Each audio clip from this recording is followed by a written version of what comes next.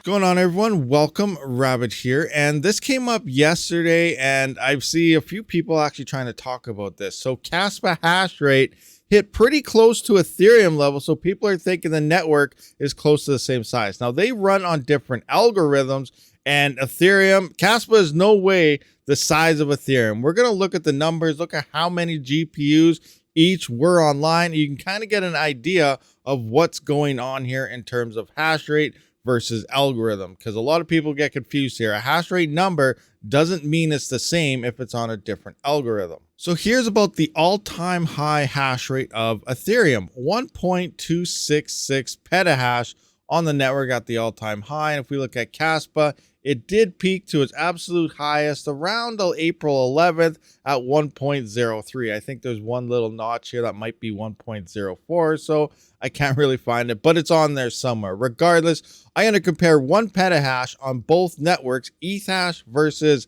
Heavy Hash, and give you an idea on why KASPA is nowhere near the exact same size, just because a hash rate number is saying so. All right, so now let's actually look at the numbers. How close is KASPA to Ethereum? Now here's the hash rate, 1.2 petahash versus 1 petahash. Now I did the numbers for both of them being at exactly 1 petahash. Right off the get-go, we can see Ethereum prior to the merge. This is like day of the merge, day before. We are moving slowly into the bear market at this time, but Ethereum was paying miners per 24 hours, 21.9 million. KASPA right now, it's only paying 712,000. Now I'm saying only, this is still probably the best coin for paying miners out, GPUs and stuff, so on today, way higher, even surpassed ETC by 2x and so on, but it's still not very much at all. Now let's take a look at the RTX 3080. So on Ethereum, an RTX 3080 was about 100 mega hash,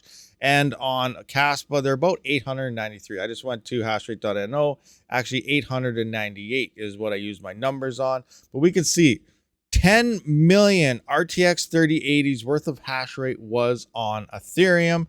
And KASPA right now, for the same amount of hash rate, is 1.1 million, 1,113,585 current RTX 3080s. Now we have FPGAs. Back here we had ASICs. By now, everyone should realize Ethereum didn't really have as many ASICs as people thought. What we think was the final number, I can't remember. It's probably around 20-25% or something, but it wasn't a mass amount. It was a majority of GPUs, and there's too many GPUs waiting for a home. Now let's break it down a little bit further. Based on these numbers, how much they paid per day. Remember, this is at a low coming in.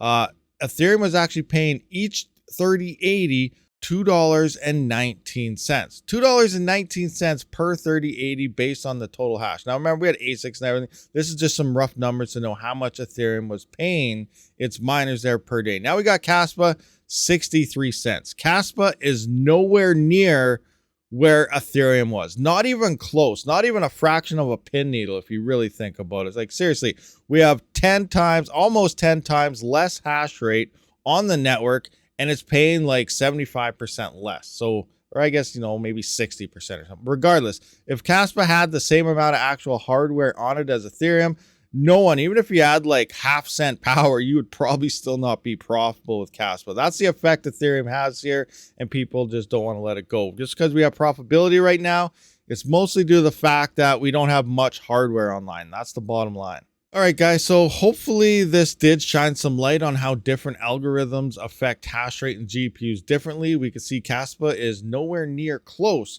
to what Ethereum was, and this guy here was 100% wrong. So thank you for watching, guys. I will see you on the next one. Rabid out.